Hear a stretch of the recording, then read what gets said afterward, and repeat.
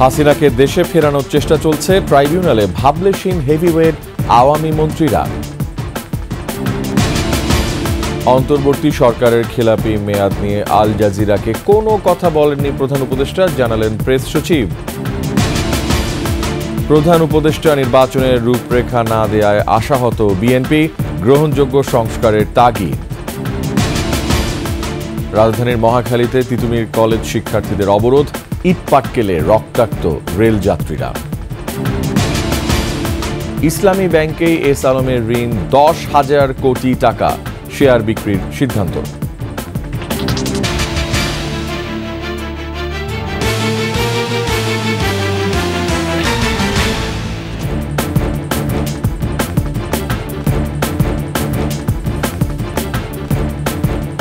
শুনছিলেন সংবাদ শিরোনাম। আমন্ত্রণ রাতের 21 সংবাদে, সাথে আছি আমি রিয়াজ হাফিজ। দর্শক, 21 টেলিভিশনের সংবাদ একই সাথে সরাসরি দেখতে পাবেন আমাদের ফেসবুক পেজ www.facebook.com/2124 অনলাইনে।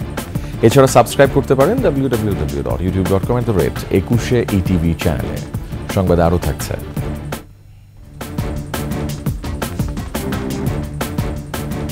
প্রিমিয়ার ব্যাংকে ডাক্তার ইকবালের পারিবারিক লুটপাট, রয়েছে অর্থ পাচারের বিস্তর অভিযোগ।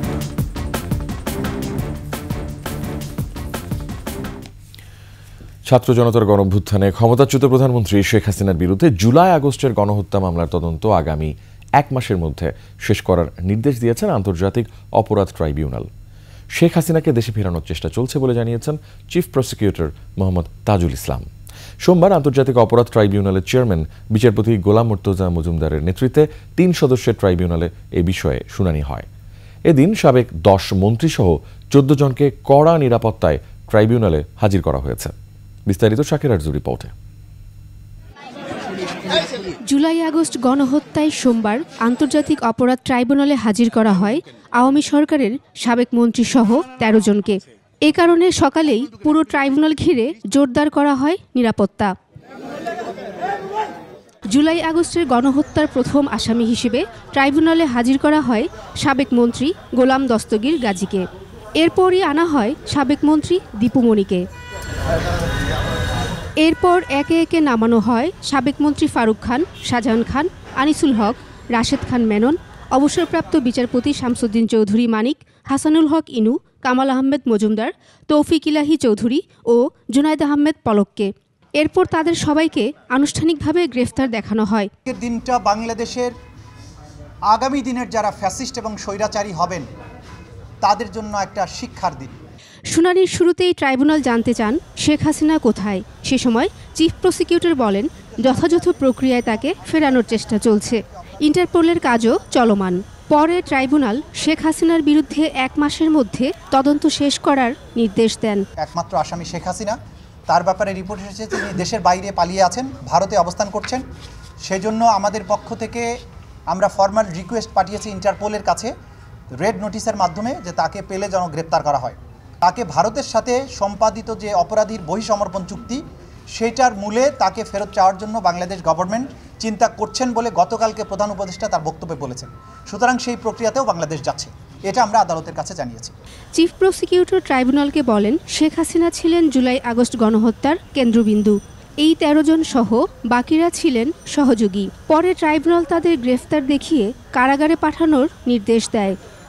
সবচাইতে বড় দায় হচ্ছে শেখ হাসিনার, এবং তার নির্দেশে তাকে ক্ষমতায় রাখার উদ্দেশ্য বাস্তবায়নের জন্য আজকে বাকি যে 13 জনকে উপস্থিত করা হয়েছিল, তারা ক্যাবিনেটের সদস্য হিসাবে সরকার দলের বিভিন্ন দায়িত্বশীল পদে অধিষ্ঠিত থেকে এই অপরাধগুলো সংগঠন করেছেন। এদিন আসামি পক্ষের সবাই আইনজীবী নিয়োগ করেন। গ্রেপ্তারকৃত ব্যক্তিদের আত্মীয় স্বজন এসেছেন, সুশৃঙ্খলভাবে তাদেরও দেখা করার সুযোগ দিয়েছেন। মাননীয় ট্রাইব্যুনাল মঞ্জুর করেছেন যে হ্যাঁ, আসামি পক্ষের নিয়োজিত আইনজীবীগণ সুশৃঙ্খলভাবে ডিসিপ্লিনড ওয়েতে ওয়ান আফটার অ্যানাদার কথা বলতে পারবেন, এবং আমরা সে আদেশও পেয়েছি। অন্য মামলায় গ্রেফতার থাকায় সাবেক মন্ত্রী আব্দুর রাজ্জাককে ট্রাইব্যুনালে হাজির করা হয়নি। শাকির আরজু, 21 টেলিভিশন, ঢাকা। এদিকে ট্রাইব্যুনালে আওয়ামী সরকারের হেভিওয়েট সাবেক মন্ত্রী ও সাবেক বিচারপতি ছিলেন ভাবলেশহীন। প্রিজন ভ্যানে ওঠানামার সময় কেউ হাত নেড়ে দোয়া চেয়েছেন, কেউ ইশারায় জানান ভালোই আছেন। এজলাসের কাঠগড়া থেকে প্রিজন ভ্যানে ওঠা পর্যন্ত সবার নজর ছিল জুলাই আগস্ট গণহত্যার এই সুপিরিয়র রেসপন্সিবলদের উপর। শাকের আরজুর আরেকটি রিপোর্ট। কয়েক মাস আগেও তারা ছিলেন ক্ষমতার কেন্দ্রবিন্দুতে। আওয়ামী সরকারের অন্যতম প্রভাবশালী ছিলেন এই মন্ত্রী নেতারা। আদালত প্রাঙ্গণে থাকা সবার দৃষ্টি ছিল তাদের দিকেই।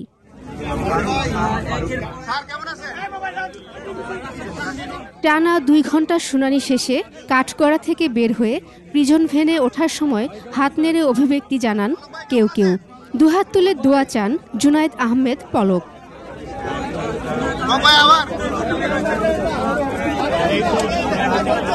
এদিন আত্মীয় স্বজনের সাথেও দেখা করার সুযোগ পান আসামিরা। এর আগে আন্তর্জাতিক অপরাধ ট্রাইব্যুনালের টিন শেডের এজলাসে একসঙ্গে বসতে দেয়া হয় আসামিদের। এই টিন শেড এজলাসটি একসময় উদ্বোধন করেছিলেন সাবেক আইনমন্ত্রী আনিসুল হক। এজলাসে ঢুকে কয়েকজন আইনজীবীর সাথে কথা বলেন আসামিরা। আইনজীবীর শুনানির সময়টা মনোযোগ দিয়ে সব শুনেন 13 আসামি। একে অপরের সাথে কথাও বলেন তারা। শাকের আরজু, 21 টেলিভিশন, ঢাকা। আল জাজিরাকে অন্তর্বর্তী সরকারের মেয়াদ নিয়ে প্রধান উপদেষ্টা কোনো কথা বলেননি বলে জানিয়েছেন প্রধান উপদেষ্টার প্রেস সচিব শফিকুল আলম। সংবাদ সম্মেলনে তিনি জানান, 7 কলেজের সংকট সমাধানে সরকার কাজ করছে। তিতুমির কলেজের শিক্ষার্থীদের শান্ত হওয়ারও আহ্বান জানান তিনি। শিউলি শবনমের প্রতিবেদন। আজারবাইজানের বাকুতে জাতিসংঘের জলবায়ু সম্মেলনের ফাঁকে সংবাদ মাধ্যম আল জাজিরাকে সাক্ষাৎকার দেন প্রধান উপদেষ্টা ডক্টর মোহাম্মদ ইউনূস। সোমবার প্রেস ব্রিফিংয়ে প্রধান উপদেষ্টার প্রেস সচিব জানান, একটি আন্তর্জাতিক গণমাধ্যমে দেয়া সাক্ষাৎকারে অন্তর্বর্তী সরকারের মেয়াদ 4 বছর হওয়া নিয়ে প্রধান উপদেষ্টার বক্তব্যকে কোনো কোনো গণমাধ্যম ভিন্নভাবে উপস্থাপন করেছে। দেখছি যে অনেক ক্ষেত্রে ভালো মতো জিনিসটা না শুনে অনেকে হেডলাইন দিয়ে দিচ্ছে। আমার কথা আপনারা একটু শুনেন। তারপর বলছেন যে 4 বছরের কম, তারপরের কোশ্চেনটা উনি বলছেন যে আরো আপনি দেখেন না পুরোটা ক্লিয়ার করা হয়েছে, এখানে 4 বছরের কথা কিন্তু বলা হয়নি। নতুন গঠিত হওয়া বিভিন্ন কমিশন, দ্রব্যমূল্য সহ সাম্প্রতিক বিভিন্ন বিষয় নিয়েও কথা বলেন প্রেস সচিব। কমিশন যেগুলো গঠন করা হয়েছে এগুলো কিন্তু দিস আর ইন্ডিপেন্ডেন্ট কমিশন। কোনো নির্দিষ্ট সময় বেঁধে দেওয়া না হলেও খুব শিগগিরই নির্বাচন কমিশনের নাম ঘোষণা করা হবে বলে জানানো হয় সংবাদ সম্মেলনে। খুব শীঘ্রই যত তাড়াতাড়ি সম্ভব হয়তো এটা পূর্ণাঙ্গভাবে অ্যানাউন্স করে দেওয়া হবে আর কি। এখনো পর্যন্ত কোনো টাইম ফ্রেম নেই, বাট যত তাড়াতাড়ি সম্ভব। তিতুমির কলেজের আন্দোলনের বিষয়ে শিগগিরই ইতিবাচক সিদ্ধান্তের আশ্বাস দেন তারা। 7 কলেজের সবার সাথে এক ধরনের কনসালটেশন তো হচ্ছে, সামনে এটা হবে। শিউলি শবনম, 21 টেলিভিশন, ঢাকা। অন্তর্বর্তী সরকারের মেয়াদ 4 বছরের কম হবে বলে জানিয়েছেন প্রধান উপদেষ্টা ডক্টর মোহাম্মদ ইউনূস। সম্প্রতি আজারবাইজানে জাতিসংঘ জলবায়ু সম্মেলনের ফাঁকে সংবাদ মাধ্যম আল জাজিরাকে দেয়া সাক্ষাৎকারে এই কথা জানান প্রধান উপদেষ্টা। নির্বাচন সংস্কার দুটো প্রক্রিয়া একসঙ্গে চলছে উল্লেখ করে জনগণ ও রাজনৈতিক দলগুলো কি চায় তার উপর ভিত্তি করেই নির্ধারিত হবে সংস্কার শেষে নির্বাচন নাকি নির্বাচন আগে। এছাড়া ভারতে পালিয়ে যাওয়া শেখ হাসিনা ও যুক্তরাষ্ট্রের নবনির্বাচিত প্রেসিডেন্ট ডোনাল্ড ট্রাম্পের সঙ্গে সম্পর্ক সহ নানা ইস্যুতে কথা বলেন ডক্টর ইউনূস। বিস্তারিত দুলি মল্লিকের রিপোর্টে।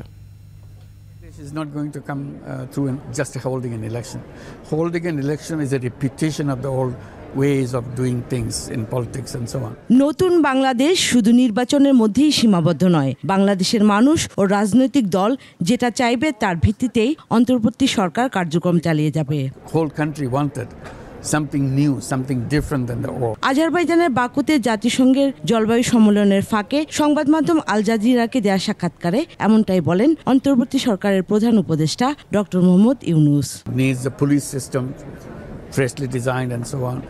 It needs most of all reform of the constitution. অন্তর্বর্তী সরকারের সময়সীমা প্রসঙ্গে ডক্টর ইউনূস বলেন, অন্তর্বর্তী সরকারের মেয়াদ 4 বছরের কম হবে এটা নিশ্চিত। তবে পুরোটাই নির্ভর করছে মানুষ ও রাজনৈতিক দলগুলো কি চায় তার উপর। যত দ্রুত সম্ভব কাজ শেষ করার কথা বলেন তিনি। The regular government is for 5 years, for example. That's about it. Or the new constitution may say 4 years, probably, because people want to move faster term of the So it should be under 4 years, that's for sure. Our intention to get it done as quickly as possible. চলমান সংস্কার নিয়ে প্রধান উপদেষ্টা বলেন, মানুষ নতুন কিছু চায়। সংবিধান সহ পুরো সরকার ব্যবস্থা সংস্কার হবে। নির্বাচনের প্রস্তুতি ও সংস্কার শেষ করা দুই প্রক্রিয়ায় একসঙ্গে চলছে। Two parallel things going on. One is the preparation for election. Another is the preparation for all the reforms. পুরো সংস্কার শেষে নির্বাচন নাকি আগে নির্বাচন, জনগণ ও রাজনৈতিক দলগুলোর সঙ্গে পরামর্শ করে তাদের মতামতের ভিত্তিতে এই সিদ্ধান্ত নেওয়া হবে বলে জানান doctor Yunus. So at one point it will be ready for an election, and we'll keep asking the people of Bangladesh, would you like to go to the election now, or you'd rather have these reforms done? ছাত্র জনতার আন্দোলনের মুখে ভারতে পালিয়ে যাওয়া শেখ হাসিনা প্রসঙ্গ উঠে আসে সাক্ষাৎকারে। Kind of destabilizes Bangladesh because she's making speeches calling for movements inside of Bangladesh. This is not going to be helpful for Bangladesh at all. এছাড়া যুক্তরাষ্ট্রের নবনির্বাচিত প্রেসিডেন্ট ডোনাল্ড ট্রাম্পের সঙ্গে সম্পর্ক নিয়েও কথা বলেন অন্তর্বর্তী সরকার প্রধান doctor Mohammad Yunus. I had no interaction with President Trump in the past, so I had no problem with him. দুলি মল্লিক, ডেস্ক রিপোর্ট, 21 টেলিভিশন। স্বৈরাচারের কবল থেকে দেশকে মুক্ত করতে গত এক যুগে যারা আত্মাহুতি দিয়েছেন, ক্ষমতায় গেলে তাদের নামে বিভিন্ন সরকারি প্রতিষ্ঠানের নামকরণ করার ঘোষণা দিয়েছেন বিএনপির ভারপ্রাপ্ত চেয়ারম্যান তারেক রহমান। বলেছেন, আন্দোলনের বাইরেও যারা নানা কারণে পঙ্গুত্ব বরণ করেছেন, রাষ্ট্রের পক্ষ থেকে তাদের জন্য সাহায্যের হাত বাড়িয়ে দেওয়া হবে। মাহিলা ইসলামের রিপোর্ট। জুলাই আগস্টের গণঅভ্যুত্থানে আহত ও শহীদ পরিবারগুলোকে বিএনপির ভারপ্রাপ্ত চেয়ারম্যান তারেক রহমানের ধারাবাহিক সহায়তার অংশ হিসেবে জাতীয় প্রেস ক্লাবে আমরা বিএনপি পরিবারের এই আয়োজন। গণঅভ্যুত্থানে পঙ্গুত্ব বরণকারী ছাত্র জনতা ও দুস্থদের মাঝে হুইলচেয়ার বিতরণ অনুষ্ঠানে অংশ নিয়ে বিএনপির সিনিয়র যুগ্ম মহাসচিব রুহুল কবির রিজভী বলেন, সংস্কার কাজ বাস্তবায়নে 4 বছর সময় লাগার পেছনে ভিন্ন কোনো মাস্টার প্ল্যান থাকতে পারে। 4 বছর লাগবে সংস্কার করতে। এই যে প্রলম্বিত করা এক ধরনের, আমার মনে হচ্ছে কোথাও যেন একটা কোনো জটিলতা হচ্ছে, যেখানে একটি মানে গণতন্ত্র চর্চা এবং রাষ্ট্রের গণতান্ত্রিক বিকাশ গড়ে তোলার ক্ষেত্রে কোথাও কোনো সমস্যা হচ্ছে। অনুষ্ঠানে বিএনপির ভারপ্রাপ্ত চেয়ারম্যান তারেক রহমান আহতদের সহায়তা করে ঘোষণা দেন, আন্দোলনের শহীদদের স্মরণে তাদের স্ব এলাকায় রাষ্ট্রীয় প্রতিষ্ঠানের নামকরণের। স্বৈরাচারকে বিদায় করার জন্য যারা নিজের জীবন উৎসর্গ করেছেন, এই মানুষগুলো যাতে হারিয়ে না যায়, তাদের নাম যাতে হারিয়ে না যায়, সেজন্য রাষ্ট্রীয় যে সকল প্রতিষ্ঠান বিভিন্ন এলাকায়, সেটি থানা পর্যায়ে হোক, জেলা পর্যায়ে হোক, বিভাগ পর্যায়ে হোক, ঢাকা শহরে হোক, বিভিন্ন স্থানে এই শহীদদের নামে সেই প্রতিষ্ঠানগুলো নামকরণ করার একটি প্রস্তাবনা আমাদের রয়েছে। তারেক রহমান বলেন, আন্দোলনের বাইরেও সামাজিকভাবে যারা নানা কারণে পঙ্গুত্ব বরণ করেছেন তাদেরকেও সহযোগিতা করা হবে। সরকারের পক্ষ থেকে আলাদাভাবে আমাদের একটি উদ্দেশ্য বা লক্ষ্য থাকবে, সমগ্র বাংলাদেশে সে যে পরিবারই সদস্য হোক, সচ্ছল হোক অসচ্ছল হোক, রাষ্ট্রের পক্ষ থেকে আমরা চেষ্টা করব যে সকল পরিবারে এরকম মানুষ আছে তাদের প্রতি সাহায্যের হাত বাড়িয়ে দেব। মাহিলা ইসলাম, 21 টেলিভিশন, ঢাকা। জাতির উদ্দেশ্যে দেওয়া ভাষণে প্রধান উপদেষ্টা অধ্যাপক ডক্টর মোহাম্মদ ইউনূস নির্বাচনের রূপরেখা না দেওয়ায় কিছুটা আশাহত হয়েছেন বিএনপির মহাসচিব মির্জা ফখরুল ইসলাম আলমগীর। জাতীয় প্রেস ক্লাবে মাওলানা ভাসানীর 48তম মৃত্যুবার্ষিকী উপলক্ষে আলোচনায় মির্জা ফখরুল বলেন, সমস্যাগুলো চিহ্নিত করে প্রধান উপদেষ্টা নির্বাচনের রূপরেখা দেবেন এমনটা আশা ছিল। এ সময় সবার কাছে গ্রহণযোগ্য সংস্কারের তাগিদ জানিয়ে বিএনপি মহাসচিব বলেন, এই সরকার যত থাকবে সমস্যাও ততই তৈরি হবে। আন্দোলনে শিক্ষার্থীদের ভূমিকা অস্বীকার করার সুযোগ নেই, তাই তাদের সাথে কোনোভাবেই দূরত্ব তৈরি করা যাবে না বলে মন্তব্য করেন মির্জা ফখরুল ইসলাম আলমগীর।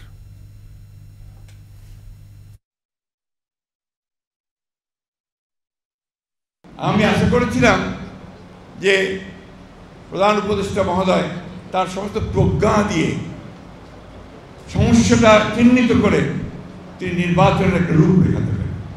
আমি কেন বারবার নির্বাচনের কথা বলছি, কারণ নির্বাচন দিলে আমার অর্ধেক সমস্যার সমাধান হয়ে যায়। বিএনপি ক্ষমতায় যাক না যাক, দ্যাট ইজ ইমম্যাটেরিয়াল। কিন্তু আজকে যারা বাংলাদেশের ক্ষতি করতে চাচ্ছে, যারা বাংলাদেশের স্থিতিশীলতা নষ্ট করতে চাচ্ছে, বাংলাদেশকে যেন সংঘাতের মধ্যে জড়িয়েছে, তারা তখন পিছিয়ে যেতে বাধ্য হবে, কারণ ওই সরকারের পিছনে জনগণের সমর্থন থাকবে। কাল থেকে অনির্দিষ্টকালের ক্লোজ ডাউন কর্মসূচি ঘোষণা করেছে তিতুমিরের শিক্ষার্থীরা। এর আগে সকালে স্বতন্ত্র বিশ্ববিদ্যালয়ের দাবিতে রাজধানীর মহাখালীতে অবরোধ করলে বিমানবন্দর সড়কে সব ধরনের যান চলাচল বন্ধ হয়ে যায়। একই সঙ্গে মহাখালীর রেল ক্রসিং অবরোধ করায় ঢাকার সঙ্গে সারা দেশের রেল যোগাযোগও বিচ্ছিন্ন হয়ে পড়ে। এ সময় শিক্ষার্থীরা দুটি আন্তনগর ট্রেন থামিয়ে দিলে হামলা হয়। এতে শিশুসহ বেশ কয়েকজন আহত হন। আরও জানাচ্ছেন দীপু শিকদার। রাজধানীর সরকারি তিতুমির কলেজকে স্বতন্ত্র বিশ্ববিদ্যালয় করার দাবিতে মহাখালীতে সড়ক ও রেলপথ অবরোধ করে বিক্ষোভ দেখিয়েছেন শিক্ষার্থীরা। এই তিতুমির যে বিশ্ববিদ্যালয়ের আন্দোলনটা বা দাবিটা, এটা আজকের না, এটা 1997 সাল থেকে চলে আসতেছে, এখন পর্যন্ত চলমান। 97 থেকে আন্দোলন শুরু হওয়ার পর 98 সালে আমাদের ইন্টারকে বাদ দেওয়া হয় শুধুমাত্র আমাদের তিতুমিরকে বিশ্ববিদ্যালয় করার জন্য। কিন্তু 2005 সালে কোনো কারণবশত জগন্নাথকে বিশ্ববিদ্যালয় দেওয়া হয়, আমাদের দেওয়া হয় না। এটা অবশ্যই রাজনৈতিক কারণে। সোমবার বেলা 11:15টার দিকে 1.5 থেকে 2,000 শিক্ষার্থী তিতুমির কলেজ ক্যাম্পাস থেকে মিছিল বের করেন। মিছিলটি আমতলী মোড় হয়ে মহাখালী রেল ক্রসিং এলাকায় অবস্থান নেয়। আমাদের দাবি মানা হোক, আমাদের অযৌক্তিক না তো 57,000 শিক্ষার্থী আমাদের এই দক্ষিণ এশিয়ার মধ্যে এরকম শিক্ষার্থী কারো নাই। আমাদের জায়গা আছে, আমরা 5 থেকে আরো 6টা হল ওখানেই হল করা যাবে, 10টা হল করা যাবে, নাহলে আমাদের স্থায়ী ক্যাম্পাস করা যাবে। তিতুমির ভার্সিটি হবে, এটা আমার না, পুরো মহাখালী, গুলশান, বনানী এবং 58,000 শিক্ষার্থীর প্রাণের দাবি। এতে বনানী থেকে তেজগাঁও থেকে বনানী, মহাখালীর আমতলী থেকে জাহাঙ্গীর গেট এবং মহাখালী থেকে গুলশান পর্যন্ত সড়কে যান চলাচল বন্ধ হয়ে যায়। চরম ভোগান্তিতে পড়েন সাধারণ মানুষ। ছাত্ররা আন্দোলন করলে তারা মানুষের কষ্ট না দিয়া সরাসরি তারা সরকারের সাথে যোগাযোগ করিয়া এটা মীমাংসা করা উচিত। অধিকার হলো ছাত্রদের, ছাত্রই দেশ চালাবে, এরা অধিকার হেরা যাবে না। এই যে 3 ঘন্টা বসে রয়েছে, কে বা খাওয়া, কে বা সরকার পেবা কিয়া, যে তাদের যে লোকগুলা যেখানে আছে, যেহেতু যে পদে যারা বসে রয়েছে তাদেরকে জানানো দরকার। রাস্তাঘাট 2 দিন পর বন্ধ করে এত আন্দোলন করা ঠিক না। খুব কষ্টের দেশ এটা, এই দেশে জন্মগ্রহণ করে কি যে ভুল করছি, খালি ঢাকা এলেই কষ্ট করা লাগে, ঢাকা এলেই কষ্ট। আমি ভাই কুমিল্লা থেকে আসলাম, ভাই এই সাইদাবাস থেকে হাইটা খুব কষ্ট করে আসলাম। আন্দোলনের এক পর্যায়ে শিক্ষার্থীরা মহাখালী রেল ক্রসিং অবরোধ করে এবং 2টি আন্তনগর ট্রেন থামিয়ে ইট পাটকেল নিক্ষেপ করে। এতে শিশুসহ 2 ট্রেনের ভেতরে থাকা বেশ কয়েকজন যাত্রী গুরুতর আহত হয়েছেন। 4.5 ঘন্টা পর আন্দোলনকারীরা সড়ক ছাড়লে সড়ক যোগাযোগ ও ট্রেন চলাচল স্বাভাবিক হয়। 1.5 ঘন্টা পর আবারও মহাখালীর বিভিন্ন সড়কে অবস্থান নেন শিক্ষার্থীরা। দাবি না মানা পর্যন্ত আন্দোলন চালিয়ে যাওয়ার ঘোষণা তাদের। দীপু শিকদার, 21 টেলিভিশন, ঢাকা। এসালমের কাছ থেকে জব্দ করা ইসলামী ব্যাংকের শেয়ার বিক্রি করে দেয়া হবে। এক্ষেত্রে 10,000 কোটি টাকার শেয়ার বিক্রির সিদ্ধান্তের কথা জানিয়েছেন ব্যাংকটির চেয়ারম্যান উবায়দুল্লাহ আল মাসুদ। পাশাপাশি নতুন আরও 10,000 কোটি টাকার শেয়ার ইস্যু করার উদ্যোগের কথাও জানান তিনি। আমানত ও ঋণের মধ্যকার 20,000 কোটি টাকার ব্যবধান ঘোচাতেই এমন উদ্যোগ নিচ্ছে ইসলামী ব্যাংক। কেন্দ্রীয় ব্যাংকের governor doctor Ahsan H Mansur জানান, বিদেশি বিনিয়োগকারীরা যুক্ত হলে ইসলামী ব্যাংকের অবস্থা আরও উন্নতি হবে, বাড়বে মানুষের আস্থাও। তৌহিদুর রহমানের রিপোর্ট।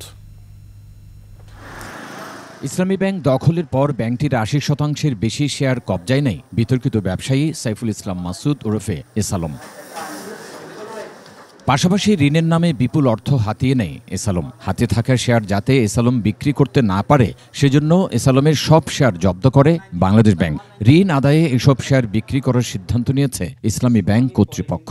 আশা করা যায় না যে গাছে গাছে ফুল ফুটবে। বাংলাদেশ ব্যাংক কার্যালয়ে ইসলামী ব্যাংকের চেয়ারম্যান জানান, এসালমের জব্দ 10,000 কোটি টাকার শেয়ার বিক্রি করা হবে। এছাড়া নতুন ইস্যু করা হবে আরও 10,000 কোটি টাকার শেয়ার। আমানত এবং ঋণের মধ্যকার 20,000 কোটি টাকার ঘাটতি পূরণে এমন উদ্যোগ বলে জানান তিনি। শেয়ারের ক্রেতা হিসেবে বিদেশি বিনিয়োগকারীরা প্রাধান্য পাবে বলে জানান ইসলামী ব্যাংক চেয়ারম্যান। একটা গ্যাপ ক্রিয়েট হয়েছে প্রায় 20,000 কোটি টাকার মতো।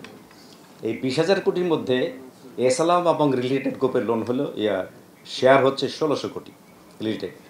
এইটা আমরা মামলা করে এই শেয়ারগুলি বিক্রির উদ্যোগ নিব। আপনারা জানেন মার্কেট রেট এখন 60 টাকা আছে, 696। এখান থেকে প্রায় 10,000 কোটি আসবে। 20,000 কোটি যে বাকি 10,000 থাকলো, আমরা চেষ্টা করব সেন্ট্রাল ব্যাংক বিএসসিসির পারমিশন নিয়ে শেয়ার ইস্যু করতে। ইসলামী ব্যাংকের 17 শাখায় 45টি অ্যাকাউন্টের মাধ্যমে নামে বেনামে এস আলম গ্রুপ অন্তত 80,000 কোটি টাকা ঋণ নিয়েছে বলে জানান তিনি। আমরা হিসাবগুলি করে দেখেছি, আমাদের 17টা ব্রাঞ্চে প্রায় 45টা অ্যাকাউন্টে এই টাকাগুলি এসেছে। এটা ওই অ্যারাউন্ড 80,000-এ আসছে।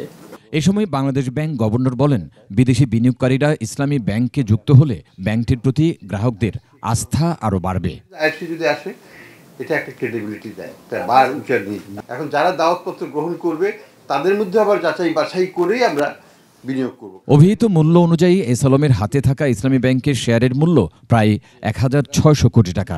তবে বর্তমান বাজার মূল্যে যা প্রায় 10,000 কোটি টাকা। ভাঙতে সহজ, গড়তে পারা যায় না, আমরা সেই ভাঙতে দিতে চাইব না। তৌহিদুর রহমান, 21 টেলিভিশন, ঢাকা। এদিকে এস আলমের লুটপাটে ইসলামী ব্যাংকের খেলাপি বেড়ে উন্নীত হয়েছে প্রায় 18,000 কোটি টাকায়। এর মধ্যে এস আলমের খেলাপি ঋণ প্রায় 10,000 কোটি টাকা। খেলাপি ঋণ নিয়ে চাপের মধ্যে পড়েছে ইসলামী ব্যাংক। সঞ্জয় অধিকারীর রিপোর্ট। সাবেক প্রধানমন্ত্রী শেখ হাসিনার পৃষ্ঠপোষকতায় রাষ্ট্রীয় গোয়েন্দা সংস্থাগুলোর সরাসরি তত্ত্বাবধানে 2017 সালে ইসলামী ব্যাংক দখল করে সাইফুল আলম মাসুদ ওরফে এস আলম। পট পরিবর্তনের আগ পর্যন্ত ঋণের নামে লুটপাট চলে ব্যাংকটিতে। নামে বেনামে এস আলম গ্রুপ ইসলামী ব্যাংক থেকে বের করে নেয় 90,000 কোটি টাকা, যার বেশিরভাগই পাচার হয়েছে। ইকোনমির মধ্যে সবচেয়ে গুরুত্বপূর্ণ হচ্ছে ব্যাংকিং, সেটা সারা বিশ্বের কাছে যে মেসেজ যাচ্ছে আমাদের ব্যাংকিং সেক্টর, এটা কিন্তু ভালো মেসেজটা নিয়ে আসে। বাংলাদেশ ব্যাংকের সর্বশেষ তথ্য বলছে, এস আলমের লুটপাটের কারণে গত জুন থেকে সেপ্টেম্বর পর্যন্ত ইসলামী ব্যাংকের খেলাপি বেড়েছে 10,027 কোটি টাকা। ব্যাংকটির মোট খেলাপি ঋণ উন্নীত হয়েছে 17,751 কোটি টাকায়। আমানতকারী টাকা নিয়ে এটা সরিয়ে ফেলছে, কোথায় কি করছে, এখন এটা দায়িত্বটা অবশ্যই যারা এটার সঙ্গে যোগ সদস্য এটা করেছে তাদেরকে আইডেন্টিফাই করা উচিত। প্রাপ্ত তথ্য বলছে, সম্প্রতি এস আলমের দখলমুক্ত হওয়া অন্য ব্যাংকগুলোর অবস্থাও একই। ঋণের নামে ইসলামী ব্যাংকের আমানতের প্রায় 80% লুটপাট করেছে ব্যাংক খেকো এস আলম। সঞ্জয় অধিকারী, 21 টেলিভিশন, ঢাকা। নিচ্ছি সংবাদ বিরতি, যখন ফিরছি তখন থাকছে। পুলিশ ভেরিফিকেশনে রাজনৈতিক পরিচয় তুলে দেওয়ার সুপারিশ। শ্রমিক অসন্তোষে আশুলিয়ায় কারখানায় আগুন, গাজীপুরে ফের মহাসড়ক অবরোধ। আবার আমন্ত্রণ রাতের 21 সংবাদে। পুলিশ ভেরিফিকেশনে রাজনৈতিক পরিচয় তুলে দেওয়ার সুপারিশ করেছে পুলিশ সংস্কার কমিশন। এক্ষেত্রে ভেরিফিকেশনের মানদণ্ড হিসেবে জাতীয় পরিচয়পত্রকে গুরুত্ব দেওয়ার কথা জানিয়েছেন কমিশন প্রধান সফররাজ হোসেন। আকবর হোসেন সুমনের রিপোর্ট। সচিবালয়, স্বরাষ্ট্র মন্ত্রণালয়ে পুলিশ সংস্কার কমিশনের প্রথম সভা। পুলিশে নিয়োগ ও গ্রেফতার আইন সংশোধন সহ আলাপ হয় নানান ইস্যুতে। সভা শেষে গণমাধ্যমে কথা বলেন কমিশন প্রধান। তুলে ধরেন সরকারি বেসরকারি নিয়োগে পুলিশ ভেরিফিকেশন জটিলতা নিরসনের সুপারিশ। শুধুমাত্র রাজনৈতিক কারণে কারো আত্মীয় স্বজন রাজনীতি করে, সরকারি দল করে না, এমনকি মেবি খালা, খালু, ফুপা, এরকম যাদেরকে কোনোভাবেই বলা যায় না সম্পর্কে নিজের পরিবারের সঙ্গে সম্পৃক্ত, তাদের ক্ষেত্রে এইসব যুক্তি দেখে অনেকের ক্ষেত্রে চাকরি হয়নি। তা আমরা এই জিনিসগুলোকে বাদ দিতে সুপারিশ করছি। আমরা বলছি যে সবচেয়ে আমাদের প্রথম 1 নম্বর ডকুমেন্ট হলো ন্যাশনাল আইডি কার্ড। গ্রেফতার ও রিমান্ডের ক্ষেত্রে হাইকোর্টের নির্দেশনা মানার সুপারিশ এসেছে সভায়। পুলিশ যে অ্যারেস্ট করলে প্রথম আত্মীয় স্বজনকে বলতে হবে, এটা তো একটা বড় একটা ইয়ে। মোবাইল ফোনের মাধ্যমে বলে দেবে যে আমি আপনার আত্মীয় আসতে অ্যারেস্ট করছি আমরা, এটা তো একটা বড় একটা ধরনের রিলিফ। 54 ধারা সংশোধনের বিষয়েও মতামত তুলে ধরা হয়েছে কমিশন সভায়। নিয়মকানুন মেনে চলতে হবে। আকবর হোসেন সুমন, 21 টেলিভিশন, ঢাকা। ওমান সালতানাতের 54তম বর্ষ পালন করেছে ঢাকার ওমান দূতাবাস। দেশটির রাষ্ট্রদূত আব্দুল গফফার আল করিম আল বুলুশির আমন্ত্রণে রাজধানীর একটি বেসরকারি হোটেলে আয়োজিত বর্ষপূর্তি অনুষ্ঠানে অংশ নেন অন্তর্বর্তী সরকারের উপদেষ্টা ডক্টর আসিফ নজরুল, বিএনপির স্থায়ী কমিটির সদস্য আমির খসরু মাহমুদ সহ বিভিন্ন রাজনৈতিক দল, ব্যবসায়ী প্রতিনিধি ও বিভিন্ন দেশের প্রতিনিধিরা। ওমানের রাষ্ট্রদূত আব্দুল গফফার আল করিম আল বুলুশি বলেন, 1974 সাল থেকে বাংলাদেশ এবং ওমানের সাথে সম্পর্ক দুই দেশের আন্তরিকতার উপর প্রতিষ্ঠিত। লেবানন, ফিলিস্তিন সহ বিশ্ব শান্তি প্রতিষ্ঠায় দুই দেশ একসাথে কাজ করবে। এ সময় তিনি বর্তমান অন্তর্বর্তীকালীন সরকারের সাথে দ্বিপাক্ষিক সম্পর্ক উন্নয়নে অব্যাহত থাকার আশাবাদ ব্যক্ত করেন।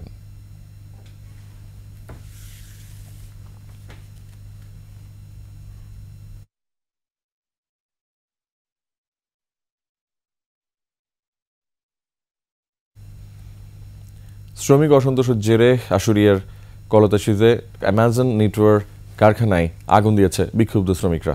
এ সময় সংঘর্ষে ৫ জন আহত হয়েছে। গাজীপুরের চক্রবর্তী এলাকায় বেক্সিমকো পার্কের শ্রমিকরা বকেয়া বেতন ও ডরিন গার্মেন্টস বন্ধের প্রতিবাদে বিক্ষুব্ধরা চন্দ্র নবীনগর মহাসড়ক অবরোধ করে বিক্ষোভ করেন। গাজীপুর প্রতিনিধি অপূর্ব রায়ের পাঠানো তথ্য ছবিতে ডেস্ক রিপোর্ট।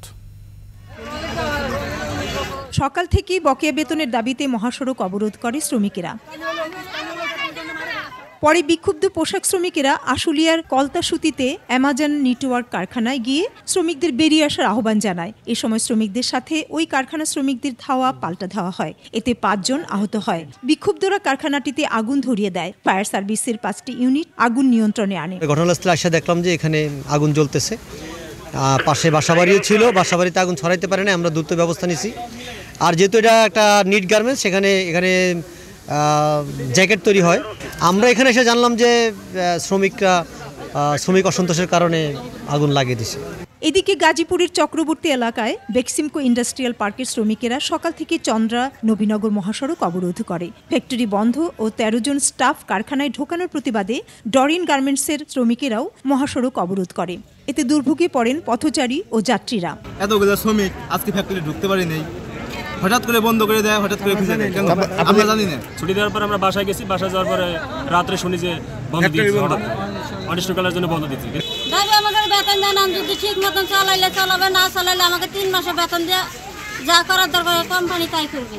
শ্রমিক অসন্তোষের জেরে আশেপাশের এলাকার বেশ কিছু কারখানা আজকের জন্য ছুটি ঘোষণা করা হয়।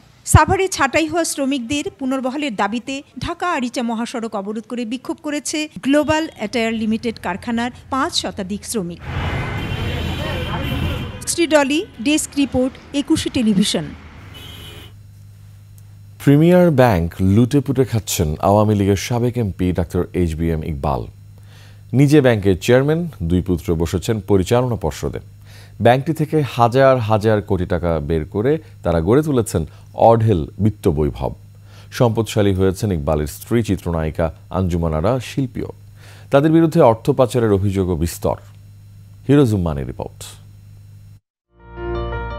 হাসিনা সরকারের 15 বছরে ব্যাংক লুটপাটের অলিখিত লাইসেন্স পেয়েছিলেন গুটি কয়েক ব্যক্তি। লুটেরাদের একজন আওয়ামী লীগের সাবেক এমপি ডাক্তার HBM ইকবাল 2011 সালে প্রিমিয়ার ব্যাংক দখলে নিয়ে বসেন চেয়ারম্যান পদে। 2 পুত্রকে বসান পরিচালনা পর্ষদে। ইকবাল ও তার পরিবারের সদস্যদের বিরুদ্ধে হাজার হাজার কোটি টাকা বের করার অভিযোগ রয়েছে। ব্যাংকটাকে নিজের ভাবেন, ওনারশিপ কনসেপ্ট নিয়ে কাজ করেন। এসব অর্থ দিয়ে 5 তারকা হোটেলের পাশাপাশি রেস্টুরেন্ট, সিমেন্ট উৎপাদন, মেডিকেল সেন্টার, বিশ্ববিদ্যালয় সহ নানা ধরনের ব্যবসা প্রতিষ্ঠান গড়ে তুলেছেন ডাক্তার HBM ইকবাল। একসময়ের চিত্রনায়িকা আঞ্জুমান আরা শিল্পীকে বিয়ে করে তাকেও সম্পদশালী করেছেন তিনি। অভিযোগ উঠেছে সংঘবদ্ধ অর্থ পাচারের। অর্থনীতিবিদরা বলছেন, পাচার হওয়া অর্থ ফেরাতে সরকারকে সব ধরনের চেষ্টা অব্যাহত রাখতে হবে। ব্যাংক থেকে এরকম ব্যাংকের মাধ্যমে এ ধরনের লুকোচুরি খেলা বা দেশকে ক্ষতি করা কোনোভাবেই করা যাবে না। এ ধরনের মেসেজটা আমার মনে হয় যে আসা উচিত। সুতরাং যতক্ষণ পর্যন্ত আইনের আওতায় নিয়ে এসে তাদেরকে শাস্তিকে দেওয়া যাবে না, ততদিন পর্যন্ত কিন্তু এটা ভবিষ্যতে আরো মাথাচাড়া দিতে পারে। এদিকে ডাক্তার ইকবাল, তার 2 পুত্র ও স্ত্রীর বিরুদ্ধে দুর্নীতির অভিযোগ অনুসন্ধানে নেমেছে দুদক। বাংলাদেশ ব্যাংকের আর্থিক গোয়েন্দা সংস্থা BFIU তাদের ব্যাংক হিসাব জব্দ করেছে। হিরোজুম্মান, 21 টেলিভিশন, ঢাকা। নিচে আরো একটি সংবাদ বিরতি, যখন ফিরছি তখন থাকছে। যুক্তরাষ্ট্রের ক্ষেপণাস্ত্র দিয়ে রাশিয়ায় হামলার অনুমতি বাইডেনের, উস্কানি বললেন পুতিন। শোরুম উদ্বোধন আর নিত্য নতুন ব্যবসায় বিনিয়োগ ছিল সাকিবের নেশা। 4 কোটি টাকা খেলাপি ঋণে আইনি নোটিশ। আবার আমন্ত্রণ রাতের 21 সংবাদে। বাণিজ্য সংবাদ।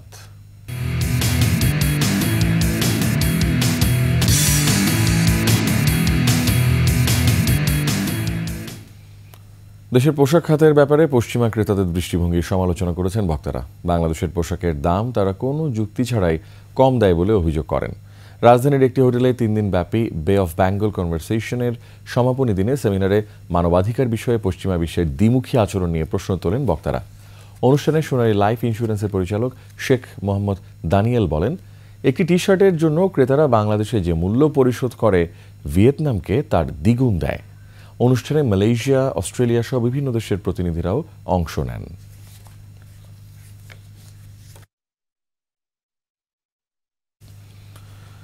আল আরাফা ইসলামী ব্যাংকের সাথে হজ এজেন্সি প্রতিনিধিদের মতবিনিময় সভা অনুষ্ঠিত হয়েছে। সোমবার রাজধানীর একটি হোটেলে Al Arafah Islami Bank PLC Dhaka north zone, Dhaka south zone ও কর্পোরেট শাখার উদ্যোগে হজ এজেন্সি প্রতিনিধিদের সাথে হজ ব্যবস্থাপনা বিষয়ক এ মতবিনিময় সভা অনুষ্ঠিত হয়। এতে প্রধান অতিথি ছিলেন ব্যাংকের ব্যবস্থাপনা পরিচালক ও সিইও ফরমান চৌধুরী। সভাপতিত্ব করেন উপব্যবস্থাপনা পরিচালক আব্দুল্লাহ আল মামুন। এ সময় আরও উপস্থিত ছিলেন উপব্যবস্থাপনা পরিচালক মোহাম্মদ নাদিম, মোহাম্মদ ফজলুর রহমান চৌধুরী, মোহাম্মদ আসাদুজ্জামান ভূঁইয়া, কাজী মাহমুদ করিম, শীর্ষ নির্বাহী এবং শাখা ব্যবস্থাপক সহ বিভিন্ন হজ এজেন্সির মালিকরাও উপস্থিত ছিলেন। খেলা সংবাদ।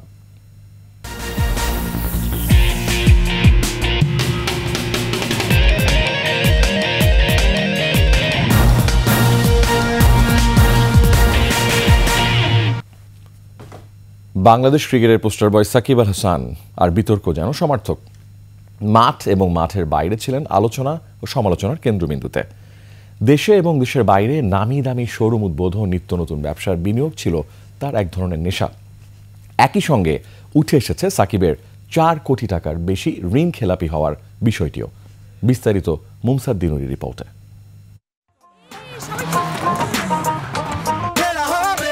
ব্যাটে বলে সাকিব আল হাসান যেমন সেরাদের সেরা, তেমনি কর্পোরেট জগতেও তার ছিল অবাধ বিচরণ। সিরিজের মাঝপথে বা অনুশীলন বাদ দিয়েও বিজ্ঞাপনের শুটিংয়ে যাওয়াকে একরকম নিয়মই বানিয়ে ফেলেছিলেন তিনি, যার জন্য সমালোচিত হয়েছেন বহুবার। মজা হবে আর খাবার জমবে রুচি সসে। ধানমন্ডিতে সাকিব 75 রেস্টুরেন্টের মাধ্যমে ব্যবসা জগতে নাম লেখান এই ক্রিকেটার। এরপর বিস্তৃত করতে থাকেন ব্যবসার কলেবর। রেস্টুরেন্ট, শেয়ার বাজার, বিদ্যুৎ কেন্দ্র, স্বর্ণ ব্যবসা, প্রসাধনী, travel agency, hotel, event management, কাকড়া ও কুচের খামার, কোথায় বিনিয়োগ করেননি সাকিব? সাকিবের ব্যবসায়ের আদ্যপান্ত জানতে বের হয়েছিল 21 টেলিভিশন, যাতে দেখা যায় পরিবর্তিত রাজনৈতিক বাস্তবতায় তিনি গুটিয়ে নিয়েছেন অধিকাংশ ব্যবসা। ধানমন্ডিতে সাকিব 75 রেস্টুরেন্টে গিয়ে দেখা যায় বদলে গেছে রেস্টুরেন্টের নাম, বদলেছে মালিকানাও। কাপ অ্যান্ড কোজি নামে সেই রেস্টুরেন্টের মালিক জানালেন তাদের সাথে সাকিবের নেই কোনো সম্পৃক্ততা। এখানে সাকিবের রেস্টুরেন্ট ছিল ফ্লোর ওনারের কাছ থেকে শুরু। আমি ওনাকে জিজ্ঞেস করছিলাম যে সাকিব চলে গেছে কেন, ওর একটা ভ্যাটের একটা ইস্যু হচ্ছিল। যমুনা ফিউচার পার্কে কসমিক জোভিয়ান নামে চালু করেছিলেন বিলাসবহুল প্রসাধনী পণ্যের দোকান। সরেজমিনে গিয়ে দেখা যায় বদল এসেছে এ প্রতিষ্ঠানের নাম ও মালিকানাতেও। নতুন প্রতিষ্ঠানের নাম এখন কোরিয়ান বিউটি কনসেপ্ট। আমি যতদূর জানি এটা আমাদের 2020 থেকে শুরু, এই তারিখ থেকেই এটা। তার আগেই হয়তো বা সাকিব আল হাসানের ছিল কসমিক জোভিয়ান। চলতি বছরের মার্চেই ঘটা করে নিজের স্পোর্টস ব্র্যান্ড SAH 75 যৌথভাবে যাত্রা শুরু করেছিল ফুটওয়্যার কোম্পানি স্টেপ ফুটওয়্যারের সাথে। যদিও স্টেপ ফুটওয়্যারের কর্মকর্তারা এ নিয়ে কথা বলতে রাজি হননি। এটা বন্ধ করেন। বিজনেস ছিল, এটা বন্ধ করেন। আমি কথা বলি তারপরে আপনি ভিডিও করেন, এটা অফ করেন। আমি অফিসের সাথে কথা বলি। সাতক্ষীরায় কয়েকজন বন্ধুর সাথে গড়ে তুলেছিলেন সাকিব এগ্রো নামের একটি কাকড়া ও কুচের ফার্ম। অভিযোগ রয়েছে ওই ফার্মের কর্মীদের কয়েক মাসের বকেয়া বেতন পাওনা আছে সাকিবের কাছে। বেতনের দাবিতে এই নিয়ে প্রায় মানববন্ধন করছেন প্রতিষ্ঠানটির কর্মচারীরা। এছাড়া শেয়ার বাজার কেলেঙ্কারি ও ঋণ খেলাপির মতো গুরুতর অভিযোগ সাকিবের বিরুদ্ধে। সাকিব এগ্রোতে বিনিয়োগের জন্য 4.14 কোটি টাকা ঋণ নিয়ে তা পরিশোধ না করায় IFIC ব্যাংক একটি আইনি নোটিশও পাঠিয়েছে সাকিবকে। ক্রিকেটারদের ব্যবসায় জড়ানো কোনো নতুন বিষয় নয়, তবে সেটি অবশ্যই পরিচালনা করতে হয় একটি নিয়মতান্ত্রিক পদ্ধতিতে। জনপ্রিয় আমেরিকান টিভি সিরিজ ব্রেকিং ব্যাডের উদাহরণ দিয়ে যদি বলা হয়, ক্রিকেটার সাকিব যদি হয় ওয়াল্টার হোয়াইট, তবে ব্যবসায়ী সাকিব হবেন ওই চরিত্রেরই খল সংস্করণ হাইজেনবার্গ। মুমসাদ দিনুরি, 21 টেলিভিশন, ঢাকা। প্রথম শ্রেণীর ক্রিকেটে নিজের বিদায়ী ইনিংসে 1 রানের বেশি করতে পারেননি ইমরুল কায়েস। সঙ্গে দল হেরে যাওয়ায় বিদায়ী ম্যাচটাও সুখকর হল না তার। বিদায়ী ম্যাচ শেষে সংবাদ সম্মেলনে সাংবাদিকদের কাছে খোলাসা করেন প্রথম শ্রেণীর ক্রিকেট ছাড়ার কারণও। বাংলাদেশের জন্য একটা টেস্ট খেলেন আর 50টা টেস্ট খেলেন বা 100 টেস্ট খেলেন, আপনি বাংলাদেশকে রিপ্রেজেন্ট করেছেন এবং আমার মনে হয় যে আমি 10-12 বছর টিমের সাথে থেকেছি এবং টিমের হয়ে খেলেছি বিভিন্ন জায়গায় বিভিন্ন দেশে। এটা আমার জন্য অনেক বড় একটা মানে প্রাইডের ব্যাপার ছিল। আমি T20 এবং মানে DPL এবং BPLটা খেলবো। আমি চেষ্টা করে যাব ক্রিকেটে এনজয় করার জন্য, এনজয় করব এবং BPLটাও চেষ্টা করব ভালো পারফর্ম করা। স্বাধীন বাংলা ফুটবল দলের অধিনায়ক জাকারিয়া পিন্টু আর নেই। তার বয়স হয়েছিল 81 বছর। বার্ধক্যজনিত রোগে রোববার রাজধানীর একটি হাসপাতালে তাকে ভর্তি করা হয়। আজ সকালে সেখানেই শেষ নিঃশ্বাস ত্যাগ করেন কিংবদন্তি এই ফুটবলার। জাকারিয়া পিন্টুর মৃত্যুতে শোক জানিয়েছেন প্রধান উপদেষ্টা ডক্টর মোহাম্মদ ইউনূস। আরও জানাচ্ছেন আবু হুরায়রা তামিম। 1943 সালের 1 জানুয়ারি নওগাঁয় জন্ম নেন স্বাধীন বাংলা ফুটবল দলের অধিনায়ক জাকারিয়া পিন্টু। ফুটবল খেলা শুরু করেছিলেন 50-এর দশকে। 1961 সাল থেকে 1975 সাল পর্যন্ত টানা 15 বছর খেলেছেন ঐতিহ্যবাহী মডার্ন স্পোর্টিং এর হয়ে। দায়িত্ব পালন করেছেন অধিনায়কের। ছেলে পেলে লেখাপড়া সবই করাইছে, সবই করছে, কিন্তু সেই খুব একটা দেখতে পারিনি। সে শুধু এই ফুটবল নিয়ে ভাবি বলতো কামই তোরা করো না, নকল কাম করে করছে। মহান স্বাধীনতা যুদ্ধের সময় তারকা ফুটবলার গঠন করেছিলেন স্বাধীন বাংলা ফুটবল দল। নিজেদের ফুটবল শৈলী কাজে লাগিয়ে মুক্তিযুদ্ধের পক্ষে তৈরি করেছিলেন বিশ্ব জনমত। ভারতের বিভিন্ন রাজ্যে 16টি প্রদর্শনী ফুটবল ম্যাচের মধ্যে 12টিতেই জিতেছিল স্বাধীন বাংলা ফুটবল দল। ওই ম্যাচের টিকিট বিক্রির অর্থ স্বাধীন বাংলা ফুটবল দল তুলে দিয়েছিল মুক্তিযুদ্ধকালীন প্রবাসী বাংলাদেশ সরকারের তহবিলে। স্বাধীন বাংলা ফুটবল দল প্রথম ম্যাচ খেলে কৃষ্ণনগরে নদিয়া জেলা একাদশের বিরুদ্ধে। ইন্ডিয়ান ফ্ল্যাগ উঠবে, যদি আমাদের ফ্ল্যাগ আমাদের ন্যাশনাল অ্যানথেম দিয়ে না ওঠে আমরা খেলবো না। আমরা প্রথমে ফ্ল্যাগটা নিয়ে পুরা মার্চ করলাম, তারপরে যে সেই ফ্ল্যাগটা উঠানো হইল। স্বাধীনতা উত্তর প্রথম বাংলাদেশ দলের অধিনায়ক ছিলেন কিংবদন্তি এই ফুটবলার। খেলা ছাড়ার পর মডার্ন স্পোর্টিং ক্লাব ও বাংলাদেশ জাতীয় দলের কোচ হিসেবে কাজ করেছেন জাকারিয়া পিন্টু। এছাড়া মোহামেডান ক্লাব ও ফেডারেশনের দায়িত্ব পালন করেছেন তিনি। কাজ করেছেন জাতীয় ক্রীড়া পরিষদের কর্মকর্তা হিসেবেও। ওনাকে আমি বাবা ডাকতাম, উনি আমাকে ছেলে হিসাবে দেখতেন। এটা আমার সাথে আমার সম্পর্ক। আমি 26 বছর মহানগর ক্লাবে রিপ্রেজেন্ট করেছি। আমি কোনো রাখতে দেখি নাই কোনোদিনও। আমরা চাইবো জাকারিয়া পিন্টুর নামে প্রতি বছর যেন আমরা একটা টুর্নামেন্ট করতে পারি মহানগরের পক্ষ থেকে। দেশের স্বাধীনতা ও ফুটবল ইতিহাসে চিরকাল অনুপ্রেরণা হয়েই থাকবেন তিনি। পরপারে ভালো থাকুন স্বাধীন বাংলা ফুটবল দলের অধিনায়ক জাকারিয়া পিন্টু। আবু হুরায়রা তামিম, 21 টেলিভিশন। শেষ করছি রাতের 21 সংবাদ, তবে যাবার আগে সংবাদ শিরোনামগুলো আরও একবার। হাসিনাকে দেশে ফেরানোর চেষ্টা চলছে, ট্রাইব্যুনালে ভাবলেশীন হেভিওয়েট আওয়ামী মন্ত্রীরা। অন্তর্বর্তী সরকারের খেলাপি মেয়াদ নিয়ে আল জাজিরাকে কোনো কথা বলেননি প্রধান উপদেষ্টা, জানালেন প্রেস সচিব। প্রধান উপদেষ্টা নির্বাচনের রূপরেখা না দেয় আশাহত বিএনপি, গ্রহণযোগ্য সংস্কারের তাগিদ। রাজধানীর মহাখালীতে তিতুমির কলেজ শিক্ষার্থীদের অবরোধ, ইট পাটকেলে রক্তাক্ত রেল যাত্রীরা। ইসলামী ব্যাংকে এস আলমের ঋণ 10,000 কোটি টাকা, শেয়ার বিক্রির সিদ্ধান্ত।